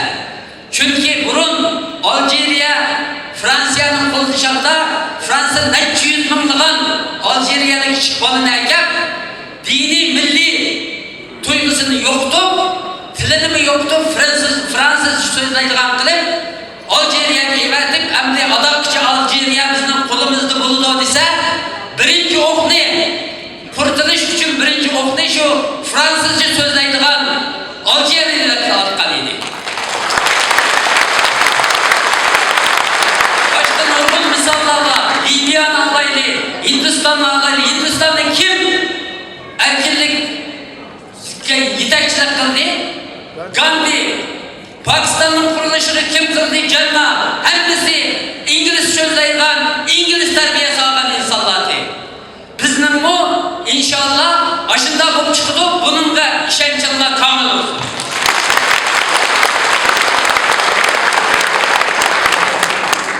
Bugün hem kıyımdaşlarımızdan öttü, biz misli görülmeyen bir kollaşma iyi olayımız dünyada. Bunu nemi bilen kollu keltiriyatımız? Bunun ben dikkat etmemiz gerek. Nemi bilen kollu keltirdik? Dürüst gap qilib, haqiqatni so'zlab, to'g'ri gap qilib, pok gap qilib bu qo'llashlik bo'lib keldi. Ular nurg'un sinidi bizni. Ular rastavadan bu yolg'on da'vatimiz. To'g'ri gap qilishga, haqiqatni so'zlashga, haqiqat bizning tarafimizda bo'lg'ashga butun dunyoninki qo'llashiga ega bo'lib, dunyoninki cho'ng bir qismining qo'llashiga ega bo'lib me'vatimiz. Bunda biz umidsiz bo'lmaylik. Ümitsizlik hemmenin yoksulluğun nime? Ümit olaylı inşallah bir gün memleketimizde şu kök bayrağımızda lepildetimiz bunun inşallah özel imanını işengenler koşmak işinime.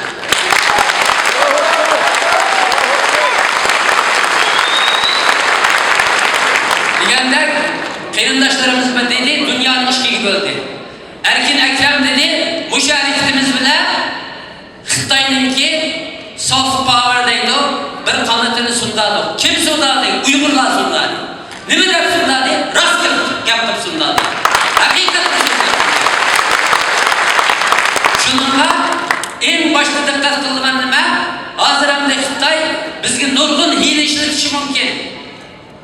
Buni disinformation deydi. Yolg'on gap taqib bizning ağzımızda yolg'on gapni silib, biz bu Xitoyning degan gapini boshqa yerda keyin uningki u haqiqat bo'lmay qilib, shuning bilan Uyg'urlar yolg'on gap qilyapti degan nimani taqib bizningki oldimizda olmoqchi bo'lyapti. Shuning buningga hammalar diqqat qilaydi. Bugun men umid berman, xo'sh xabar bilan bu yig'inni tugatishni xohlayman. Men bugun qaranglar, Amerika'nın Tashqi ishlar ministri Mike Pompeo tunigan nima dedi? Tunigan bergan bayonotida bu ketimki Birlashgan Davlatlar Tashkilotining umumiy yig'inida butun davlatlarni Xitoyga qarshi turib Uyg'urlar bo'lgan bisimini to'xtatish uchun buni harakatga o'timiz dedi. Ya'ni bu cho'ng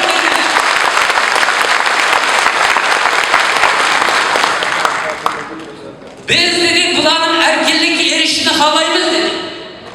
Bir Tashqi ishlar ministri, Amerikaning Tashqi ishlar ministri bor da'vat qildi. Buni so'zladi. Amerika'daki muavin prezidenti neçe qitimlab Uyg'urlarni tilga oldi. Hatta o günü 5 Ağustos günü bir neçe adamni qabul qilganimda meni bu qabul qildi. Şu yerda o'tirib 45 minut bizning masalamiz so'zlandi shu yerda.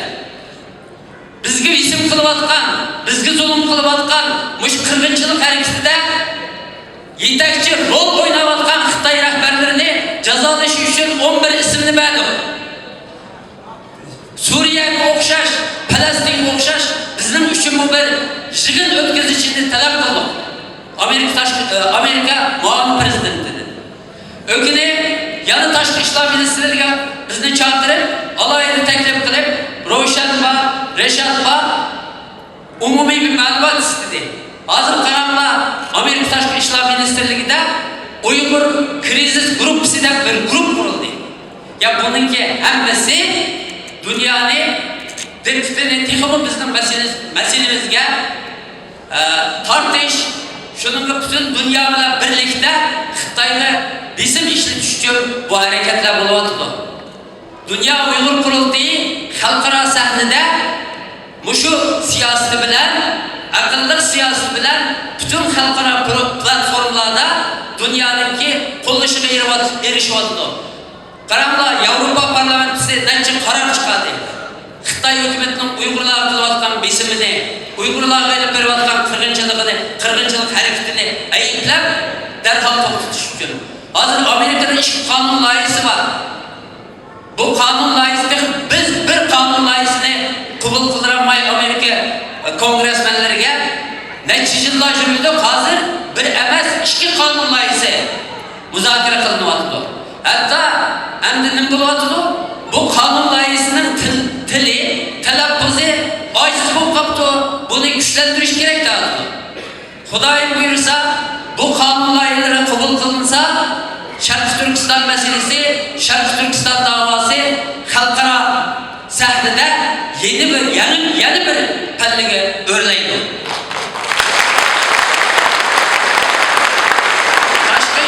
Tashqi ishlar ministrligidagi yig'inda alohida qilib Turkiyadagi perişan, nüfusu bo'lmagan, statusi bo'lmagan, davlat tabaligini yo'qotgan Xitoy pasportlarini uzatmasdan muhacir bulup, qiyin ahvolda yaşayotgan Uyg'urlarning ahvolini o'tirib qo'ydik. 10 mingdan qo'shib Uyg'urningki butun ma'lumotini kelganligimizni, bu ma'lumotlarning, bu dokumentlarning barlig'ini bularni qutqizish uchun, bularni yaxshi bir hayotga erishtirish uchun, bularni xotirjam bir hayotga erishtirish uchun Amerikaningki yordamini talab qildik. Bu hamma masalalar o'tirib qo'yilyapti. Hazır Amerika'dan erkin sınıfı deb o'tganda hem xalqaro tashkilotlardan hem Amerika hükümetinden ve G'arb hükümetlerinden bu şu sirtki muhaciratda yashayotgan Uyg'urlarningki ahvolini texmi yaxshilash, ularning milliy kimligi, diniy kimligini qo'g'dash harakatlariga yordam qilish uchun nurg'un foundationlardagi vaqflar, institutlar harakatga o'tdi. Yakında onunki neticelerini görürüz.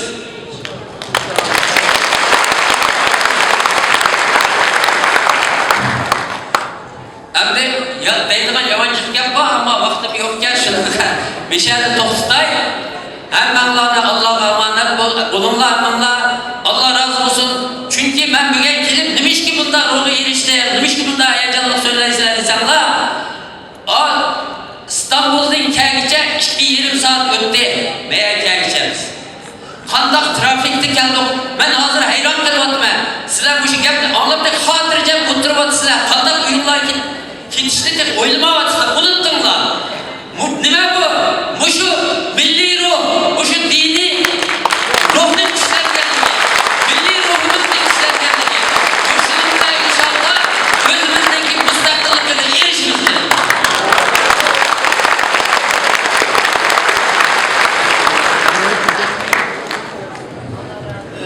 Sabır kılıp tanışmalarının için rahmet ettiğimiz tekrar ama biraz sabır kılırsa ahirki bir faaliyet kaldı.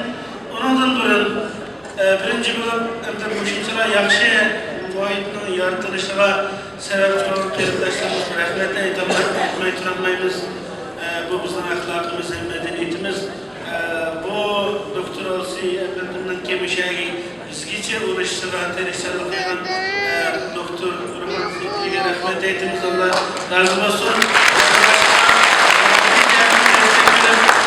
Şeraitle gitmişler, küçük alan Ustaz Habibullah Hüseyin'e rahmet eylemek.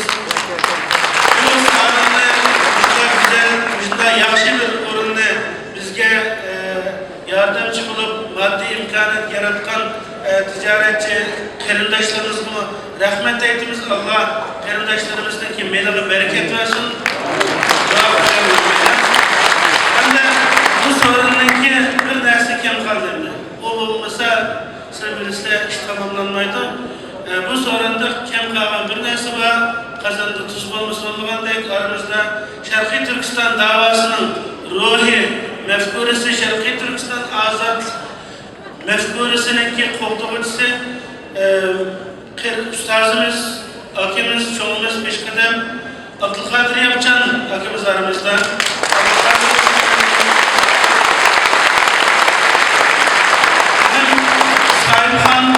Hem bizimki bu davanınki altı septe yetekçisi bu sütüyle hem kırıktaşlarımızla bir özdenki teşekkür sözü hem bu hazırlığa cemaat gibi kırılan şikayet sözü olsa teklif kılımı.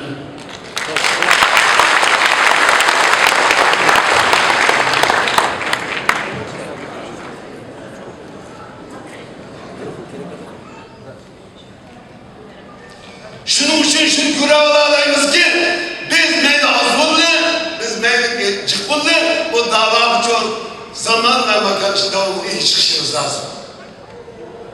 Xitay'ın Şarkı Türkistan ruhini, Şarkı Türkistan iddiasını, Şarkı Türkistan'ın azadlık ve müstakillik ruhini yuhtanmay bunun için kımmagan etmeye kalmaz. Bu ruhka Kur'an işlemedi, küç işlemedi, diplomatiya işlemedi, bunun zulüm işlemedi, bunun dinkim işlemedi arkadaşlar. Ya doktor bakan, avucumuzda ziyade arkadaşlarımız var yani. Xitayga uğraşan cihat etişte halımaydı halıydı bulan. Milyon var yürek gidin dedi. Gördün mü? Avlep gitti evimde. Ülep gidin çıkma tiri dostaydı. Koral kütümen. Aşık bugün Şarkı Türkistan gezisinin necmi hava. Akan kımız. Şarkı Türkistan'ın bayrağını bilmeydi. Ama laço biz oturup kalan Şarkı Türkistan müstakillik davasını anlaydıgan. Ular müştak avaz koşulan adamı boğanlık için bugün ular çok kırıntı ortada. Xitay yeryüzünde kainatın yeryüzündeki insanlıkla hayatının düşmanından bulan kalmazdı. Türkiye kainatın düşmanı. Bunun insaniyetin hiç kılda bir çok yakışıklı gelmeydi. Bunun dostluk izleyişimizi aklını yoklattım diyeyim. Bunun yakışıklı tutuştuğumuzu ben vicdan ve ahlak sahibi emez diyeyim.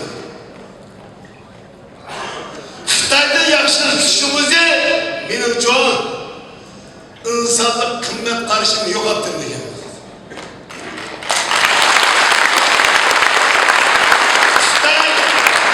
Müslüman düşmanımız emez.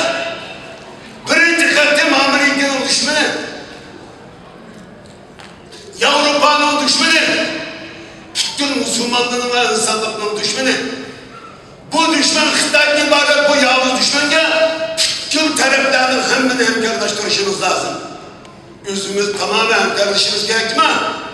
Aktual siyasetinden hemen taşıyıp bugün çok ortak bir ağırlık gider. Bugün kan dakikanı Xitay'da tutulamayız.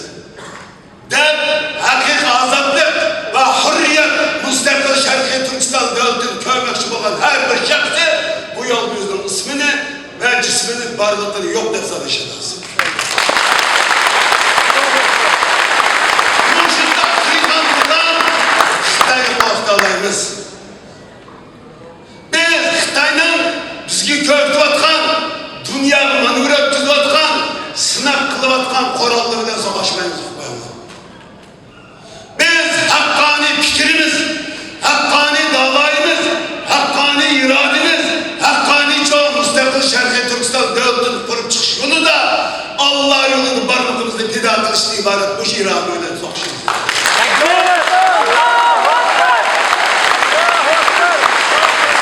Bu irade bugünkü zamanını aşkan herbi leşken güne Xitay Şerqi Türkistan bir gün unutmayın.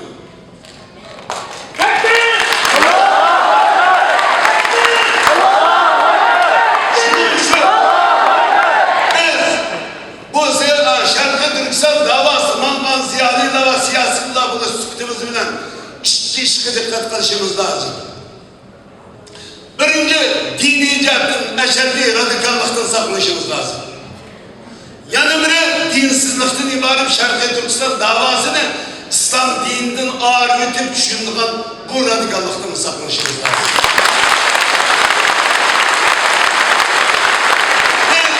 Şerqi Türkistan meselesi halkaralaştı. Bunu biz kılmadık. Xitay yüzü kıldı.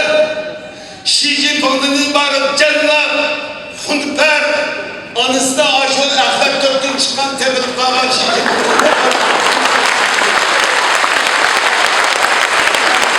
Biz Xitay'da kural şişler bulduk. Ama işletmeyi etmeyiniz. Ama Xitay bizden korkallıkını bu milleti yoktu tümende. Biz kılacak halkımız, biz ızdırap çektik. Ergiri çoğu, işkeniz sunum gördük kardeşler. Kulağı Allah güç kuvvet, yardım versin. İmanlı tekini güçlendirsin. Xitay'ın ibaret bu düşmanı tunuyduğun, bu düşmanı karşı her konuda hareketli kılavdaydığı alıyor o hata etsin. Şerqi Türkistan tarihinde bulab bakmayan ve dünya tarihinde bulab bakmayan Şerqi Türkistan meselesi meydan geldi. Şukurda değildi, ben bunu tekrarlamayayım. Ama bunu emre işbahımız kökemize koydu. Yani bu ziyadıyla Amerika'da Avrupa turu atadı. Ama bir korupsiyonlukta da sakılmayın kardeşler. Doktorlukta da sakılmayın. Bugün bir evden ortak çıktı, yani itiraf kılışımız lazım. Yani şunu güler, halklar ve korkusumuza güler, bugün Şerqi Türkistan davasını kalkaralaştırır, Xitay'ın ibaret bu cinayetin Şerqi Türkistan'ı kovdap çıkarıp, Şerqi Türkistan'da çok müstakil devlet kuruş yoluna girişimiz lazım. Bu taraf. Şununla birlikte davayımızdı. Bugün insan hakları diyen davadan çoğu tekimi canlandırıp bu insan haklarının izleyişi, doktorun çıkışı, bu insan kişilik ve demokratiyanın çoğu horlanışı, Xitay tarafından zulüm uçuruşu ne için oldu diyen bunu taalluq kılış arkalıp bugün toprakını tadıvanın deyinki Xitay. Yani toprakını işgal kıygan deyinki toprakını minin kılmamak çıktı.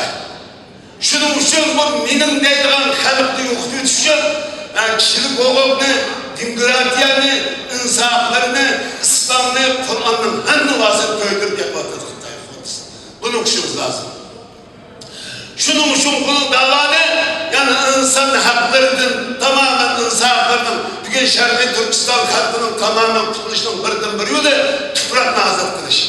Yani Şerqi Türkistan coğrafyasında bu Türkistan'ın bir parçası olan, Türk halkının ana unsuru olan, bu Şerqi Türkistan tarihinin bir yaşamkayla bu Türkiye halkından tutulmuştan birden bu yolu, Xitay'ın ibaret bu cinayetini Türkistan, Şerqi Türkistan coğrafyasını tamamen boğulap çıkış artık ele uygulamak.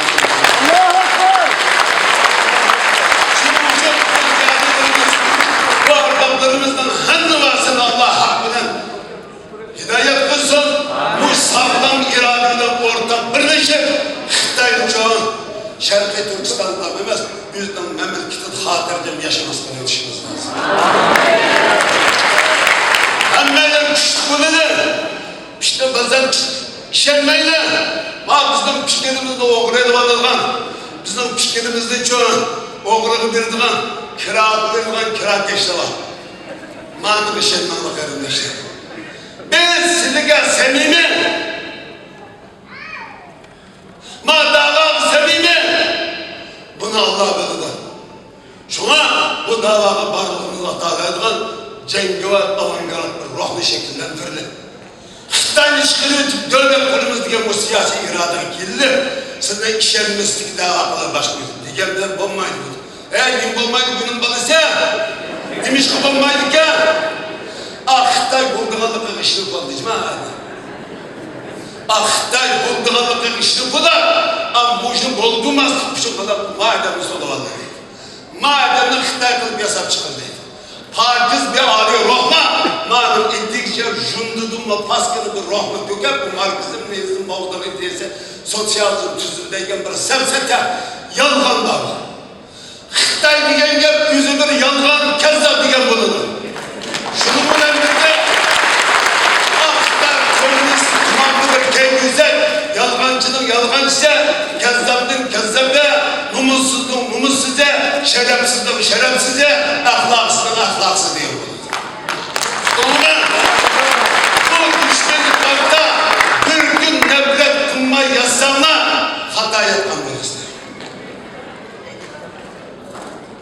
Ulan da benim gibi Türk'te ahırda Allah'ın hidayeti ve rahmetini taşıyor.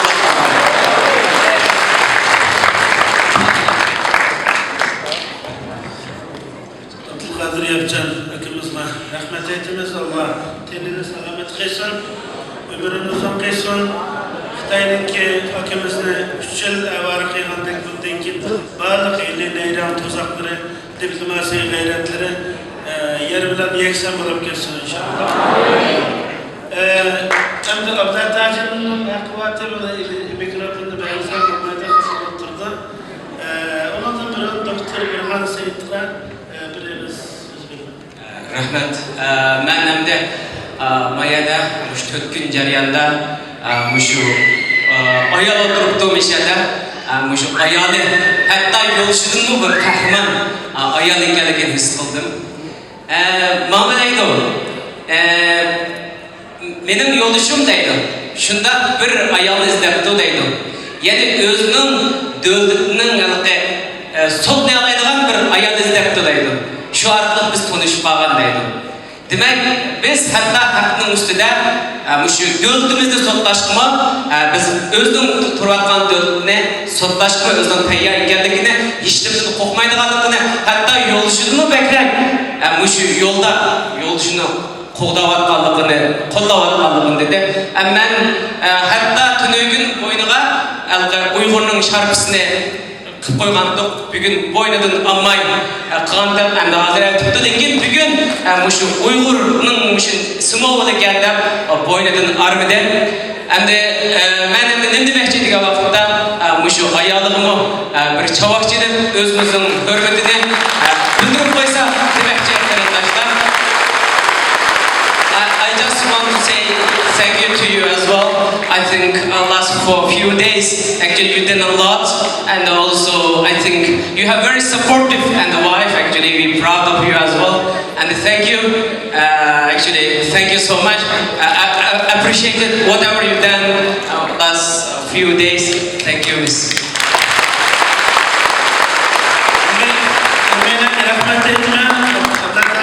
Mikrofonu veriştim bunun. İnşallah bu işin riyasetçilikini yaxşı kıygandımen, adaletli boğan boluşunu ümit kılamen. Hatalıklar boğan bolsa, sizlerine mehmandarçılık kılıçta hakem kötü boğan bolsa, keçirip şanlı talep kılamen. Hem de özür Hürmetli mehmanlarımız, aslında hepimizdeki konudaki şu vardı. Bu hayatın nurgulluğun doktorlarımızın, profesörlerimizin, alimlerimizin ismini zikretip öttük. Aslında bütün alimlerimizde, bütün ulemalarımızda anlaşmamız gerekti, tanışmamız gerekti. Lakin vakit itibarıyla hem öyle söz vermeye kaldık. İnşallah boşunda yıkıldığını yine tekrar orunlaştığımız kelgüsüde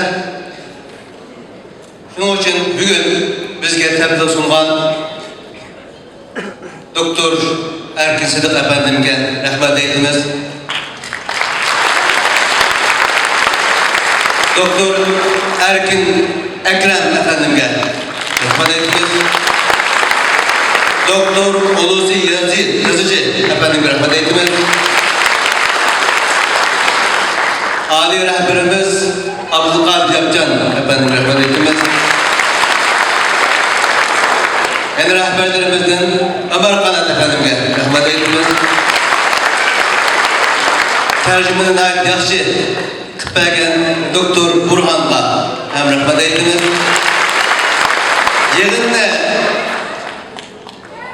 Yığınla şenlendirgen, renklendirgen siyasetçimiz Ruşen Abbas'a rahmet eyleyiz. Yine bu oturuşunu, bu yığınımızda nayet tertiplik halette icra kılan reisimiz Hidayetullah Hacı'na rahmet eyleyiz. Hem de hazır Doktor Ulusi Yazıcı'na ve başka mihmanlarımıza takdim kılınan hediyelerimiz var. Adı olan Şerif Türkistan Mağarip Hemkarlık Cemiyeti'nin ki Doktor Ulusi Yazıcı'na takdim kılınan hediyeleri var. Onun için Hidayetullah Hacı'na hediyeler ekleyelim.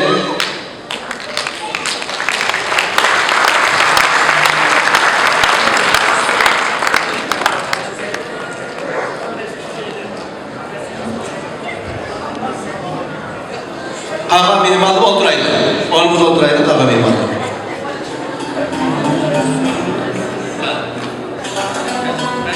Now we would like to give some gift to Dr. Ulusi Yazıcı to express our thankfulness to you. Just come. Mihmanlarımızın boş masanı aldı kendiniz. Mihmanlığımı kesler.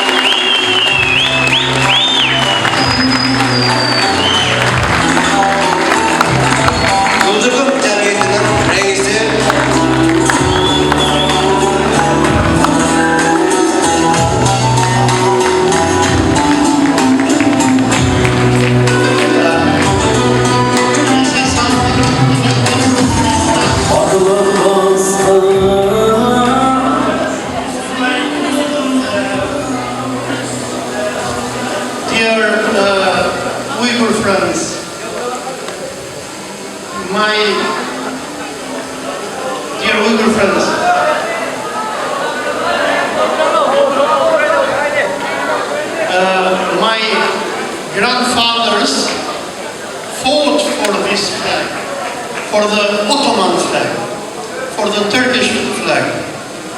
My grandfathers fought in Çanakkale. We were Osmanlis. We fought for the Turkish flag, and I'm so honored today that you are giving me this gift, the flag of Turkestan. Young Turkestan. Benim buam, yani Osman Dövdü için özünün cennet kurban kılgan. Hatta biz Çanakkale vuruşturdu boyunca ama şu Türkiye'de olduğu için nurg'on hizmetlerini gösterken yine şu Şarkı Türkistan bayrağını mansup kılınlarga rahmet Şarkı Türkistan. Yaşsın Şarkı Türkistan.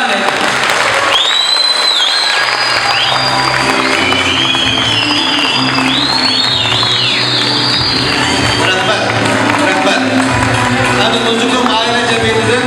Buna var öz yumrukanını tekrar hadiyetten de bulmakta.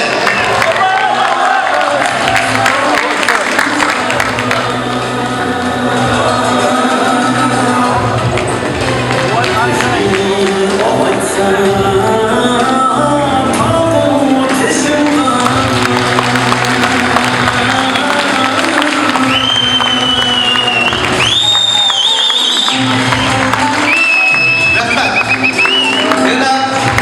Yeni nesil hareketinin hediye var. Doktor Abdüsselam Teklimekan. Merhaba. Tünel